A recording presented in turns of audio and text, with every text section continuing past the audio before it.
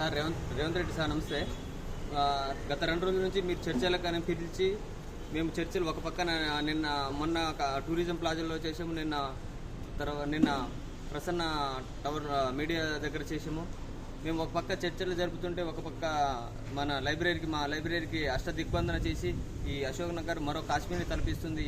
Sir మేము ఈ group 2 అభ్యర్థులు మేము మా చిన్నపాటి కోరికలే సార్. గ్రూప్ 2 పోస్టులు పెంచి గ్రూప్ 3 పోస్టులు పెంచి గ్రూప్ 2ని డిసెంబర్లో కండక్ట్ చేయండి. అంతగా వీలు కాకపోతే మీకు టైం టు టైం జరగాలన్నా కనీసం గ్రూప్ 2 గ్రూప్ 3 మెర్జ్ చేసి రాస్తాము. దయచేసి మీరు ఈ అశోక్ నగర్లో మా స్టూడెంట్లు కన్నా పోలీసులు ఎక్కువ ఉన్నారు. ఈ పోలీసు వ్యవస్థని వేరే విధంగా యూజ్ చేసుకోండి. అంటే బయట అనేక ఈ మారక ద్రవ్యాల రూపంలో కానీ ఒక వేరే మొన్న మానభంగాలు జరిగినాయి. అలాంటి విషయంలో జరగకుండా ఈ పోలీసు వ్యవస్థని అటు మళ్లించడంలే. కానీ మా నిరుద్యోగుల మీద ఎందుకు సార్ ఈ ఆ లైబ్రరీని లోపల గేట్ కూడా ఇవ్వడం సార్? లైబ్రరీ గేట్ ఎవరైనా వేస్తారా సార్ చదువుకోవడానికి? ఆ లైబ్రరీలో ఉరికించి పోలీసులు ఉరికిస్తున్నారు.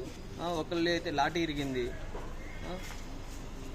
ఇలాంటి కరెక్ట్ కాదు సార్. మాకు ఈ 17వ తారీఖు లోపు మీకు ఏదైనా ఇస్తాము.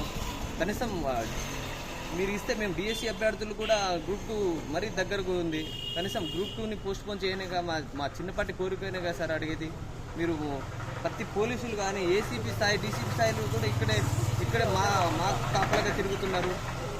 మేము చదువుకోవడానికి వచ్చాం సార్. దయచేసి ఈ అశోక్ నగర్ మళ్ళీ ఇంకా శాంతియుతంగా ఉండాలని మేము అయితే సమన్వయంతో మీ మాట వింటున్నాము, చర్చలకు వస్తున్నాము. కాకపోతే మీరు 24/7 వర్క్ చేసి కనీసం మా నిరుద్యోగులతో ఒక ½ అన్ అవర్ కూడా చర్చకు రాలేరా సార్? అంత బిజీగా ఉన్నారా సార్? 9, 10, 19, 20 సార్లు ఢిల్లీకి వెళ్ళారు.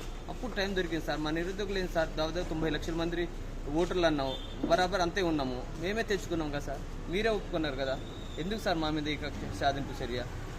అంతకుముందు గవర్నమెంట్ కూడా ఇలాగే బిహేవ్ చేస్తే వాళ్ళని ఎలా గద్దదీసి చూశారు కదా సార్. ప్రత్యక్ష సాక్షి మీరే, మీ డైరెక్షన్లో కదా సార్ మేము నడిచింది.